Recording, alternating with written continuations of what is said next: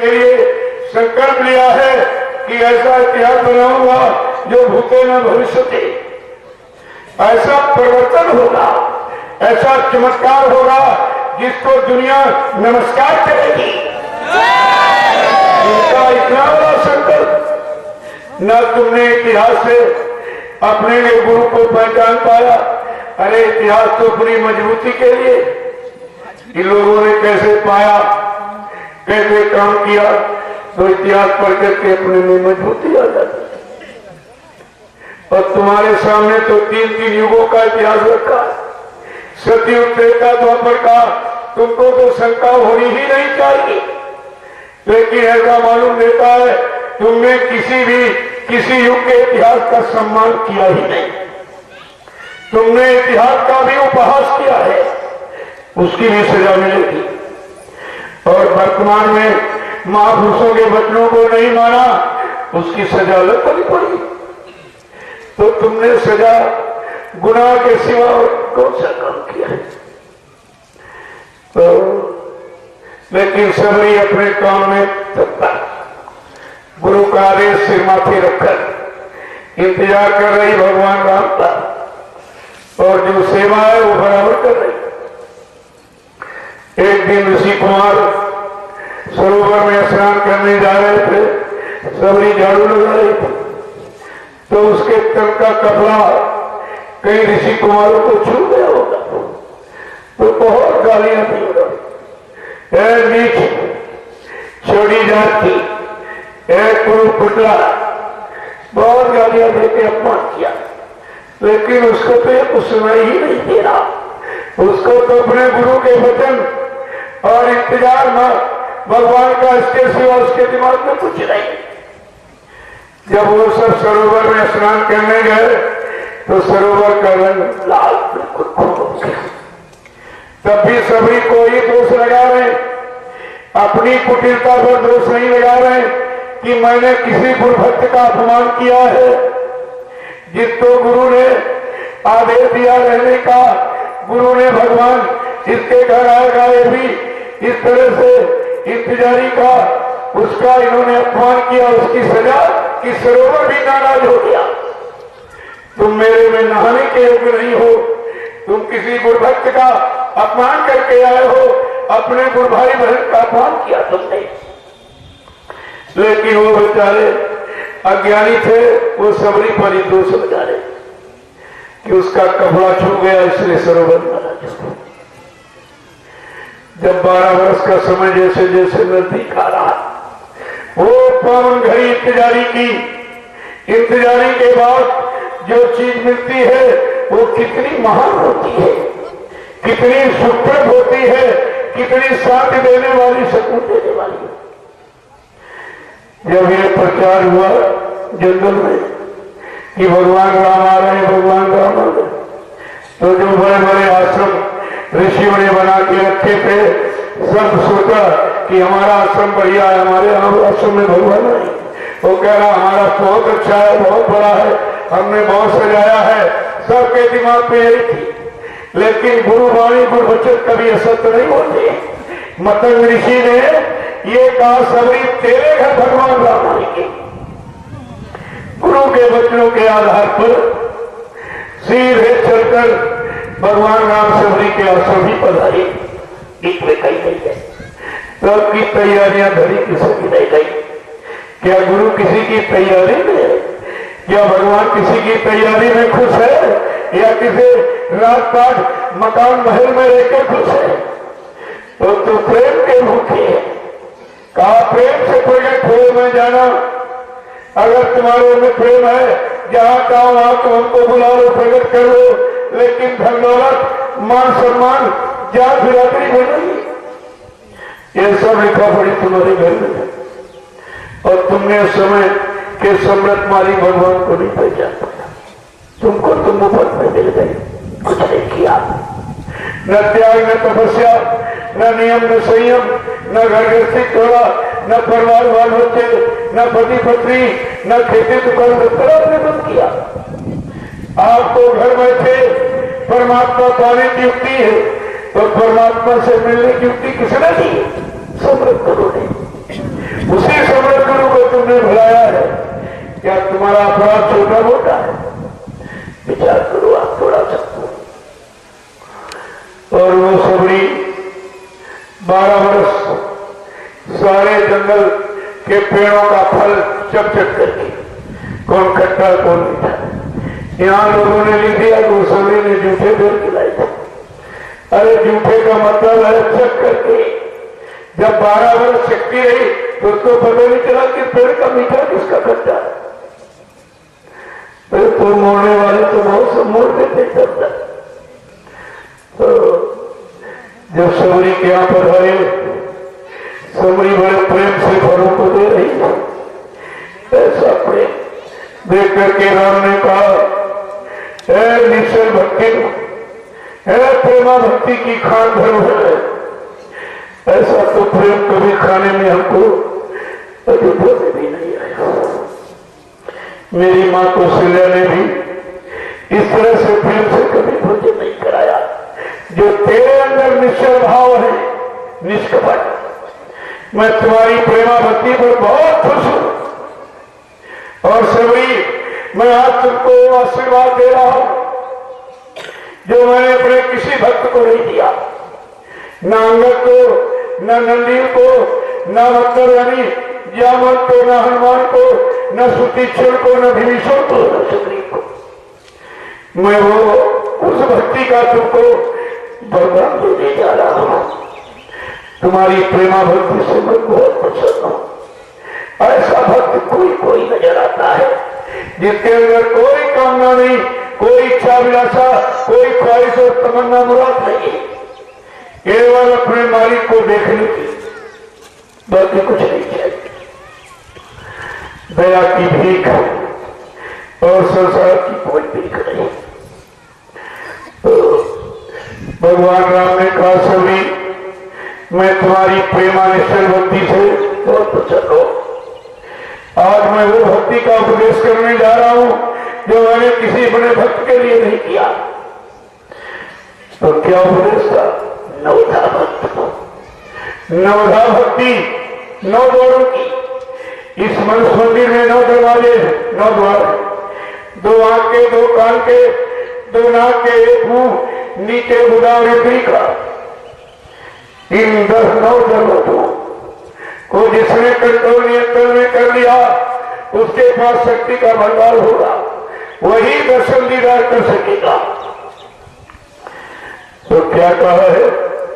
जिसको संत गोस्वामी जी महाराज उत्तरकांड में लिख के बताया, सबरी बड़ा प्रसन्न है होकर भगवान राम ने वो भक्ति का उपदेश दिया है जो किसी भक्त को अपने नहीं दिया। उन्होंने क्या लिखा है कि सबरी पहली भक्ति क्या है कि प्रथम है भक्ति इस संतन करे संगा, और दूसरे राती मम कथा प्रसंगा। सबरी पहली भक्ति है संतों का साथ। जब संत मिलेंगे तो इस संसार नाशवान जगत का अंत बताएंगे, और जो सबसे अंत में सबसे ऊपर सतलोक है उस मंजिल का ज्ञान कराएंगे। उनकी पहली भक्ति है। और दूसरी भक्ति है मेरी कथा पुस्तक। अपने को भगवान ने कितने नीचे रखा और संतों के महत्व को कितने ऊपर किया कि गुरुपद पंकज सेवा, और तीसर भक्ति अमान, और चौथी भगत मम गुणगन, और करे कपट तजिगान। गुरुपद पंकज सेवा, गुरु के आदेश हुकुम का पालन, ये गुरु की सेवा कहलाती है। हाथ पैर दबाना सेवा नहीं है, रुपया पैसा कराना सेवा नहीं है। सेवा उनके आदेश को सेव, यानी प्रतिपालन करो। तीसरी भक्ति अमान। तीसरी भक्ति अमान, कोई मान सम्मान, कोई कामना न हो, कोई इच्छा अभिलाषा न हो, ये तीसरी भक्ति है। जो ये करेगा वो तीसरी भक्ति का अधिकारी है। आगे क्या है? चौथी मम गुणगन करे कपट कवितान। चौथी भक्ति है मेरा गुणानुवाद कोई कामना कोई स्वार्थ और लालच को अंदर में न रखे और करे, वो मेरी चौथी भक्ति पाने का अधिकार। यहाँ भगवान की चर्चा सुनाने का पैसा पहले ही दे देते, तय कर लेते। ये रामायण सुनाऊंगा इतना रुपए, भागवत सुनाऊंगा इतना रुपए, इतनी मेवा लेंगे, इतना दूध पिएंगे, इतना तो सब पहले। लेकिन भगवान क्या कह रहे हैं, वो भक्त नहीं है। चौथी भक्ति मम गुणगन करे कपट कटिया। चौथी भक्ति का अधिकारी है मेरा गुणगान कपट भाव को छोड़कर स्वार्थ लालच से अलग होकर करेगा, वो भक्त चौथी भक्ति पाने का अधिकारी। कि मंत्र जाप मम ग्रह विश्वासा और पंचांग भाजा में सुफेद प्रकाशा। जो संत महापुरुष जो गुरु मंत्र देता है उसका विश्वास के साथ सुमरन ध्यान भजन करके अपनी जीवात्मा को जगाता है, वो पांचवी भक्ति करने का कि छठ धामसी विगत बहु कर्मा और निरत निरंतर सज्जन धर्मा। श्री क्षमा दया संतोष विवेक ये धारण करके काम क्रोध लोभ मोह अहंकार को तिलांजलि दे करके जो भक्ति करता है वो मेरी पांचवी भक्ति का अधिकारी है, भजन करता है। मेरे को भजन करना माया, लेकिन छठ दमशील विगत को करना। शील क्षमा दया संतोष विवेक ये काम क्रोध लोभ मोह को मूर्छित करने वाली, इनके असर प्रभाव को कम करने वाले। और सातवीं भक्ति क्या है कि सतवा श्याम मैं जग देखा और मुंह से आधी कैसंत कर लेगा। भगवान राम क्या कह रहे हैं सबरी से, सबरी सातवीं भक्ति है मेरे समान संसार को जानो कि सिया राम मैं सब जगह जानी और करूं प्रणाम मैं जय जुग पानी। संपूर्ण मानव समाज को राममय, नारी समाज को सीतामय, जिसके अंदर ऐसे शुद्ध भाव विचार हैं वो मेरी सातवीं भक्ति करने का अधिकारी है। वो हाथ जोड़ना और पैर छूना सम्मान करने का अधिकार पाने वाला है। आठवीं भक्ति क्या है, एक एक देखो, एक एक का विश्लेषण है। क्या कह रहे हैं कि अठवा जाता लाभ संतोषा और सपने नहीं देखे पर दोषा। भगवान राम कवि से कह रहे हैं आठवीं भक्ति सबरी क्या है, जथा लाभ। सुबह से शाम तक जो मालिक दे दे उसी को समझकर कि आज मेरे अधिकार में इतना ही था, ये समझकर संतोष करके जीवन यापन करता है, वो मेरी आठवीं भक्ति करने का अधिकार है। कि नाम सरल समझले ही ना और मम भरोसे ही हरसी नदीना। छल कपट प्रपंच और झूठ धोखाधड़ी बेईमानी इन सबका परित्याग करके और मेरे भरोसे मेरे को आधार बनाकर मेरा सहारा एकमात्र मेरा एक साधे सब सदे और सब साधे सब जाए। जो एक को आधार बना लेता है उसकी नैया पार हो जाती है, वो भवसागर पार हो जाता है। जो तमाम नाव पर पैर रखा वो कैसे जाएगा, कभी इधर कभी उधर कभी उधर कभी उधर। नाव लगाई गुरु ने और भग गए चेलों के पास। इनका क्या होगा बेचारों का। केवट मल्ला गुरु है, सदगुण यानी नाव लगाई शब्द की गुरु ने, चढ़ बैठे कोई सूर में बैठे सब नहीं बैठेंगे। उसकी भी परीक्षा आपके सामने हो रही, कौन बैठने वाला और कौन नाव को छोड़कर भगने वाला है। राम इधर इधर जरा सी आंधी आई, स्वार्थ लोग लालच की और स्वार्थ को मतलब यानी बाहर करके उधर किनारी कर दिया। सब वट वृक्ष से नीचे शांति मिल रही थी। गुरु वट वृक्ष होता है, कल्प वृक्ष होता है, तुम्हारी सारी कामनाओं को पूरा करने वाला और जीवात्मा का उद्धार करने वाला। ऐसे कल्प वृक्ष को छोड़कर तुम मेरी पेड़ समझकर बबूल के नीचे बैठे हो, जहां कांटे ही कांटे, कुछ मिलने वाला नहीं। पेड़ तो है लेकिन बबूल का पेड़, जहां छाया नहीं और फल भी नहीं, कांटे के सिवा कुछ नहीं। तो आपने क्या समझा चले ना?